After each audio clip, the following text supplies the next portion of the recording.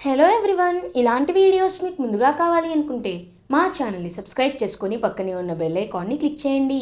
Upcoming రివ్యూలోకి వెళ్ళిపోదాం. దర్శన్, శరణ్య ఇద్దరు ఇంకా మోడ్రన్ అవుట్ఫిట్ వేసుకొని దర్శన్ వాళ్ళ ఫ్రెండ్ పెళ్ళికి వెళ్తూ అలా ఇంకా బైక్పై హ్యాపీగా వాళ్ళ జర్నీని స్టార్ట్ చేస్తారు. శరణ్య దర్శన్ వైపు ప్రేమగా చూస్తూ ఉంటే దర్శన్, ఇన్నాళ్ళు నీతో ఈ మెమొరీస్ అన్నిటినీ మిస్ అయ్యాను శరణ్య, కానీ ఇప్పటి నుండి నేను నిన్ను బాగా చూసుకుంటాను అని మనసులో అనుకుంటూ హ్యాపీగా ఇద్దరు బయలుదేరుతారు.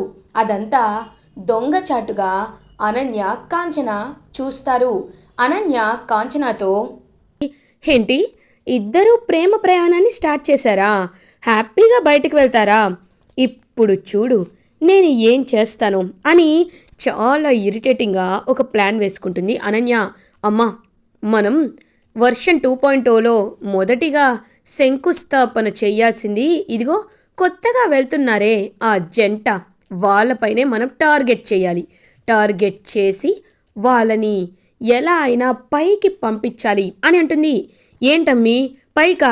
ఇప్పుడే జైలు నుండి బయటకు వచ్చాం, మళ్ళీ బాగా కొట్టించుకోవాలంటే నా వల్ల కాదమ్మీ అని అంటుంది.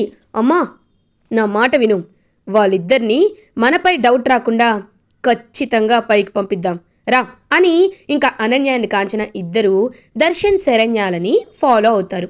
సో ఫాలో అయ్యి బయలుదేరుతారు. దర్శన్, శరణ్య ఇద్దరు దర్శన్ ఫ్రెండ్ వాళ్ళ మ్యారేజ్కి వస్తారనమాట. సో శరణ్య దర్శన్ని చూసి వాళ్ళ ఫ్రెండ్ చాలా హ్యాపీగా ఫీల్ అవుతారు. రే మామా, థ్యాంక్ యూ రా, నువ్వు ఇంత తొందరగా వస్తావని నేను అస్సలు ఎక్స్పెక్ట్ చేయలేదు. ఎవరు మీ వైఫ్ కదా, చాలా చాలా హ్యాపీగా ఉంది, వెల్కమ్ మేడం అని చెప్పి ఇంకా అలా అందరూ హ్యాపీగా ఇన్వైట్ చేస్తూ ఉంటే దర్శన్ వాళ్ళ ఫ్రెండ్స్ వాళ్ళ వైఫ్స్ అందరూ కూడా ఇంకా నార్మల్గా ఉంటూ ఉంటారనమాట. వాళ్ళలో శరణ్య పాపం కలిసిపోదామని చెప్పి వెళ్తూ ఉంటుంది. హేయ్, మొన్న ఆ పబ్కి వెళ్ళాం, చాలా బాగుంది కదా. ఏంటి నువ్వు దర్శన్ వాళ్ళ వైఫ్వా? Come SIT. అవును, మీరు చాలా ట్రెండీగా చాలా బాగున్నారు. ఇంతకీ మీరు ఎలాంటి పబ్కి ఓనర్గా ఉంటారు అని అడుగుతారు. చూడండి, నేను ఇప్పటివరకు ఎప్పుడు పబ్స్కి వెళ్ళలేదు అని అంటుంది. ఏంటి ఇంత మోడర్న్గా ఉన్నావు, ఎప్పుడు పబ్కి వెళ్ళలేదా? అర్థమవుతుందిలే, అవుట్ఫిట్ వేరు మనిషి వేరు. ఎందుకంటే అవుట్ఫిట్ పల్లెటూరుగా, మనిషి పల్లెటూరు మనిషిలా ఉంది, అవుట్ఫిట్ మాత్రం వెస్ట్రన్ వేర్ వేసేసుకుంది. అంటే దాని అర్థం ఏంటి? తను మన ముందు కలరింగ్ ఇస్తుంది. ఎక్కడ తను పల్లెటూరు బయటిలా చీర కట్టుకొని వస్తే అందరం నవ్వుకుంటామోనని ఇలా వెస్ట్రన్ వేర్లో వచ్చింది. అంతే కదా శరణ్య? అయ్యో, పబ్ అంటే ఏంటో కూడా తెలీదా, అక్కడ ఎలా ఉంటుందో కూడా తెలీదా అని శరణ్యని వాళ్ళు ఆట పట్టిస్తూ వెక్కిరిస్తూ ఉంటారు కావాలని. ఇంకా దర్శన్కి చాలా కోపం వస్తుంది, కానీ సైలెంట్గా ఉంటాడు. ఎందుకంటే వాళ్ళ వైపు వెళ్ళడం ఎందుకు, ఆడవాళ్ళ వైపు అని. అప్పటికి వాళ్ళు కావాలని ఇంకా శరణ్యని కాళ్ళు అడ్డం పెట్టి పడేయాలి అని చూస్తూ ఉంటే ఒక్కసారిగా పడిపోతున్న శరణ్యని వెళ్ళి హోల్డ్ చేస్తారు, పట్టుకుంటాడు దర్శన్. పట్టుకొని, చూడండి మా కల్చర్ వేరు, మేం వేరు, తను ఈ డ్రెస్ వేసుకొనన్నా నేనే ఫోర్స్ చేశాను, అయినా మేమెవరో తెలియకుండా మీరు మాట్లాడడం అది మీ తప్పు అని దర్శన్ కొంచెం గట్టిగానే చెప్తాడు. అప్పుడే ఆ పెళ్ళికొడుకు వాళ్ళ ఫ్రెండ్స్ వచ్చి, రే ఏమైందిరా, రే మా వైఫ్కి మీ గురించి తెలియదులే, వదిలేసే అని చెప్పి ఇంకా అలా వాళ్ళందరికీ సారీ చెప్పిస్తారు. సో వాళ్ళందరూ దర్శన్, శరణ్యకి సారీ చెప్తారు. దర్శన్ అలా శరణ్యని తీసుకొస్తూ ఉంటే శరణ్య పాపం దర్శన్ వైపు హ్యాపీగా చూస్తుంది. ఏమండి, మీరు నన్ను ఇంతలా అభిమానిస్తున్నారా అని అడుగుతుంది.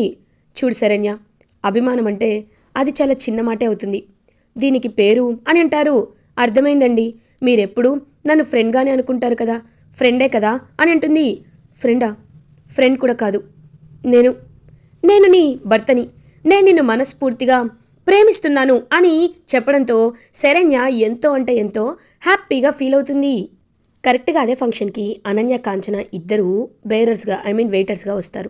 వచ్చి, చూసావా అమ్మి, ఆ శరణ్య దర్శన్లు పార్టీలో ఎంత ఎంజాయ్ చేస్తున్నారో, ఈ సంగీత్ పార్టీని ఎలా అయినా చెడగొట్టాలమ్మి అని అంటారు. అమ్మ, ఇదేంటో తెలుసా, ఇది స్లో పాయిజన్, ఇది జ్యూస్లో కలిపి ఆ శరణ్యకి ఇచ్చామనుకో మెల్లమెల్లగా కళ్ళు తిరగడం, తర్వాత నోట్లో నుండి ఏది రావాలో అది బయటకు వస్తుంది. అప్పుడు అప్పుడు తను హ్యాపీగా అనుకోకుండానే పైకి వెళ్ళిపోతుంది.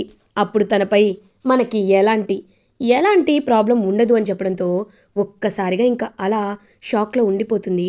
వెంటనే, కాంచన, అమ్మి మన చేతికి మట్టంటకుండా చంపేద్దాం అంటున్నావు, అది ఓకే, కానీ ముందు వెనక చూసుకోవాలి కదా అని అంటుంది.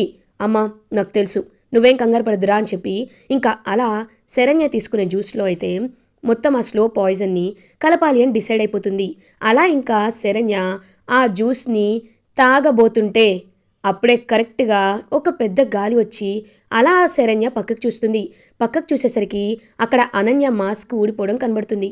వెంటనే షాక్ అవుతుంది శరణ్య. అంటే అక్క కూడా ఇక్కడికి వచ్చిందనమాట. ఇప్పుడు చూడు, ఈ జ్యూస్ అన్నీ అక్కే తీసుకొచ్చింది కదా, అంటే మాపై అటాక్ చేయడానికి అక్క ఫిక్స్ అయిందనమాట. ఇప్పుడు చూడు నీ తొక్క ఎలా తీస్తాను అని గట్టిగా ఫిక్స్ అయ్యి ఇంకా జ్యూస్ని ఇంకొక జ్యూస్లో కలిపి అనన్యకే ఇస్తుంది శరణ్య. అనన్య, అమ్మీ మనం బాగా అలసిపోయాం మమ్మీ, రా వాళ్ళకి ఎలాగో జ్యూస్ ఇచ్చాం, స్లోగా పనిచేస్తున్నావు కదా, రా మనం కూడా జ్యూస్ తాగుదామని కాంచన అండ్ అనన్య ఇద్దరు జ్యూస్ తాగుతారు. ఇంకా సిమ్టమ్స్ అన్నీ అనన్యలో కనబడడం స్టార్ట్ అవుతాయి. ఇదేంటి నాకు కళ్ళు తిరుగుతుంది, గుండెల్లో మంటగా ఉంది అని కళ్ళు తిరిగి పడిపోతుంది అనన్య.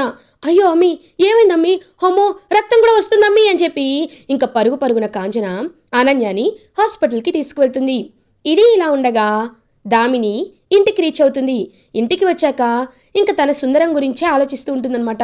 నిజంగా సుందరం వెరీ గ్రేట్, అతను చాలా మంచివాడు, అంత ఉన్నవాడు మనకి పరిచయం అవడమే నిజంగా మన లక్ అని చెప్పి ఇంకా అలా ఆలోచిస్తూ ఉంటుంది. కరెక్ట్గా అప్పుడే ఆనందభైరవి దామిని దగ్గరికి వస్తుంది. దామిని అని పిలుస్తారు. ఏంటి పిన్ని అని అంటుంది. దామిని, త్వరలోనే సీఎం గారి కూతురు పెళ్ళి ఉంది కదా, ఆ కాంట్రాక్ట్ నీకే వచ్చింది కదా, ఆ రోజు నువ్వే గెలిచావు కదమ్మా, అలాంటప్పుడు ఆ డిజైన్స్కి సంబంధించినవన్నీ కంప్లీట్ అయ్యాయా? ఎందుకంటే అది సీఎం గారి ఇంట్లో పెళ్ళి కాబట్టి అనుకున్న టైం కంటే ముందు ఇస్తే మనకి గుడ్ విల్ పెరుగుతుంది, రెప్యుటేషన్ పెరుగుతుందమ్మా అని అంటారు ఆనందభైరవి. పిన్ని చాలు, ఇన్ని రోజులు మీరు చెప్పింది చాలు, మేం వినిని చాలు. ఏ పిన్ని, ఇంకా నేనేమైనా చిన్న పిల్లని అనుకుంటున్నారా? ఇంకా అడుగులు పట్టుకొని గోడలు ఎక్కడం నేర్పించాలి అనుకుంటున్నారా? నా బిజినెస్ని ఏం చేసుకోవాలో నాకు బాగా తెలుసు, మీరిచ్చే సలహాలు నాకేం అక్కర్లేదు. అయినా మీవన్నీ ఎప్పుడో 15 ఏళ్ల క్రితం సామెతలు, అవన్నీ ఇప్పుడు వర్కౌట్ అవ్వవు. జస్ట్ ఇన్ టైం అని ఒక టెక్నిక్ ఉంది, అదేంటో తెలుసా? మనకి చాలా వర్క్ సేవ్ అవుతుంది. మనం క్యారీయింగ్ కాస్ట్ని తగ్గించి ఎప్పుడు చీర అడిగితే అప్పటికప్పుడు తయారు చేసి ఇచ్చామనుకో మనకి చాలా వరకు కాస్ట్ తగ్గుతుంది అని అంటుంది దామిని. ఒక్కసారిగా షాక్ అయిపోతుంది ఆనందభైరవి. అప్పుడే లీలావతి వస్తుంది. ఆనంద చూసావా, దామిని అప్పుడే బిజినెస్లో టెక్నిక్స్ కూడా నేర్చేసుకుంటుంది అని పాపం మురిసిపోతుంది. రోహిత్ ఏమో పాపం అలా సైలెంట్గా ఉంటాడు. ఆనందభైరవి ఏమీ మాట్లాడకుండా అక్కడి నుండి వెళ్ళిపోతుంది. వెంటనే రోహిత్, చూడు దామిని, పెద్దవారు చెప్తున్నప్పుడు వారు ఏం చెప్పినా గౌరవించాలి. వారి నిర్ణయం నువ్వు ఆచరిస్తావా లేదా అన్నది పక్కన పెట్టు, కానీ వాళ్ళు చెప్పినప్పుడు వినాలి. నాకంతా తెలుసు అనే పొగరు పనికిరాదు అని అంటాడు రోహిత్. అది కాదన్నయ్య, షటప్, ఇంకొకసారి పిన్నితో అలా అమర్యాదగా మాట్లాడితే నేను ఊరుకోను అని అంటారు లీలావతి. ఏమైంది రోహిత్, నాకు ఇదంతా తెలియదే అని అంటారు.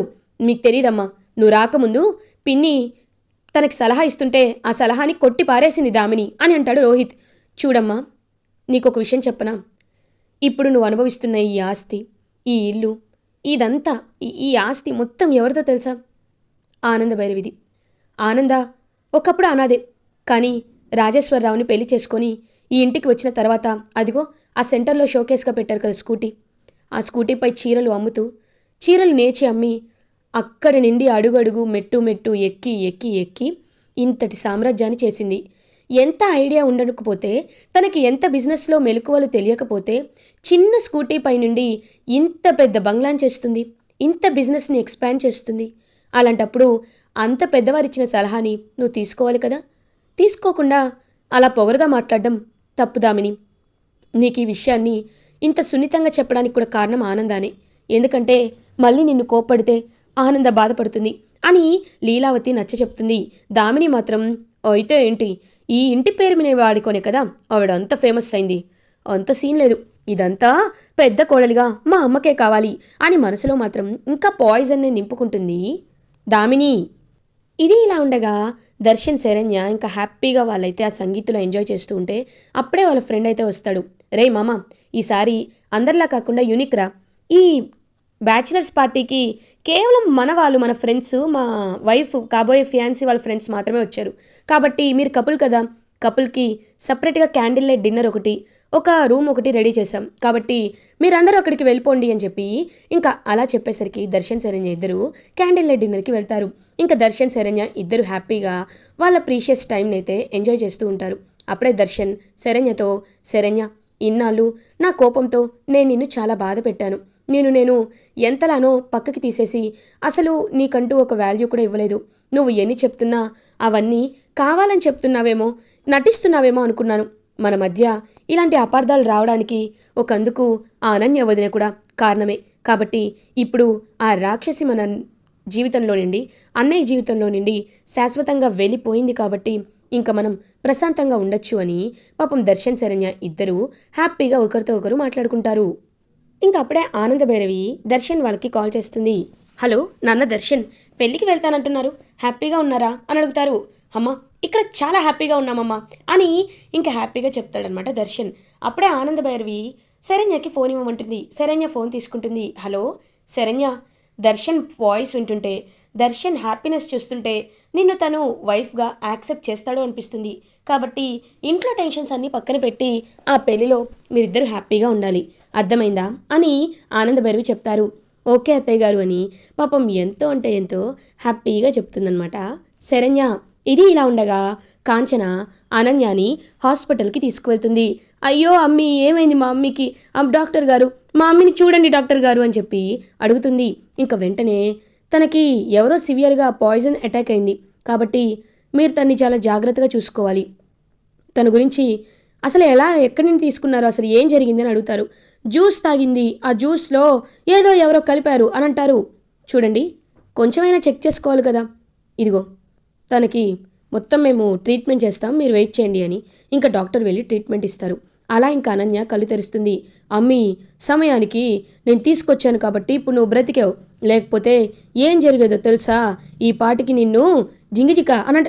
ఏయ్ అమ్మా ఏంటా మాటలు, నేనప్పుడే పైకి పోతానా, నా ఆశలు నా కోరికలు నేను తీర్చుకొని కదా వెళ్ళేదైనా ఉండేదైనా అని అంటుంది. అవునమ్మి, మన జీవితంలో ఎప్పుడూ మనం పక్క వాళ్ళ సొమ్ము మీదే కదా ఆశపడుతూ ఉంటాం. మనమంటూ మనం కష్టపడకూడదు, కానీ ఎదుటి వాళ్ళకి బాగా డబ్బులుంటే వాటిని చూసి ఈర్ష్య ద్వేషం కలిగి ఆ డబ్బులన్నీ మనకు వచ్చేయాలి అనుకుంటాం. ఇలా కుట్రలు చేసి ఆనందభైరవి ఫ్యామిలీని చెల్లా చెదురు చేయాలి అనుకుంటాం, లేకపోతే ఏడుస్తూ ఉంటాం. అదే కదా మన విలన్ క్యారెక్టరు అని అంటుంది కాంచన. కాబట్టి ఈ ప్లాన్ ఫ్లాప్ అయితే ఏంటి, ఇంకొక ప్లాన్ ఉంటుంది. దామిని వైపు నుండే వెళ్ళాలి, దానికి సుందరంగా నిచ్చి పెళ్లి చేస్తే నా ఈగో సాటిస్ఫై అవుతుంది అని ఇంకా అలా హాస్పిటల్లో అనన్య చాలా ఇరిటేటింగ్గా కోపంతో ఆనందభైరవి ఫ్యామిలీపై రగిలిపోతూ ఉంటుంది. ఇది ఇలా ఉండగా దర్శన్ శరణ్య ఇద్దరు ఇంటికి రీచ్ అవుతారు. ఇంకా అలా ఆనందభైరవి ఎంతో హ్యాపీగా దర్శన్ శరణ్య వైపు చూస్తూ, నాన్న పెళ్ళి బాగా జరిగిందా అడుగుతారు. చాలా గ్రాండ్గా జరిగిందమ్మా అని దర్శన్ ఎంతో హ్యాపీగా చెప్పేసరికి ఇంకా శరణ్య కూడా ఆనందభైరవిని పక్కకు తీసుకెళ్ళి అనన్య చేసిన కుట్ర గురించి చెప్తుంది. ఒక్కసారిగా ఆనందభైరవి షాక్ అయిపోతారు. ఏంటి, అది అలా చేసిందా, నువ్వు దాని ప్లాన్ని కరెక్ట్గా తిప్పికొట్టావు శరణ్య, లేకపోతే నాకు ఒక్క ఫోన్ చేసుంటే దాని సంగతి నేను చెప్పేదాన్ని అని అంటారు. ఇంత చిన్న విషయానికి మీ వరకు ఎందుకు అత్తయ్య గారు, అందుకే అలా చేశాను అని శరణ్య చెప్తూ ఉంటే అప్పుడే కరెక్ట్గా ఇంకా ప్రీతి అయితే కళ్ళు తిరిగి పడిపోతుంది. ఫ్యామిలీ మెంబర్స్ అందరూ ప్రీతి దగ్గరికి వచ్చి ప్రీతి ఏమైంది ప్రీతి అని చెప్పి ప్రీతిని పాపం నిద్ర లేపడానికి ట్రై చేస్తూ ఉంటారు. డాక్టర్ని పిలిపిస్తారు. అప్పుడే డాక్టర్ వచ్చి కంగ్రాచులేషన్స్, మీరు ఫాదర్ అవ్వబోతున్నారు, ప్రీతి ప్రెగ్నెంట్ అని రోహిత్కి చెప్తారు డాక్టర్. ఒక్కసారిగా ప్రీతి ప్రెగ్నెంట్ అని తెలుసుకొని ఫ్యామిలీ మెంబర్స్ అందరూ ఎంతో అంటే ఎంతో హ్యాపీగా, చాలా అంటే చాలా హ్యాపీగా ఫీల్ అవుతారు. ఇలా ఎపిసోడ్ ఎండ్ అవుతుంది. ఫర్దర్ ఎపిసోడ్ రివ్యూస్ ముందుగా మీకు కావాలి అనుకుంటే మా ఛానల్ని సబ్స్క్రైబ్ చేసుకోండి. Thanks for watching.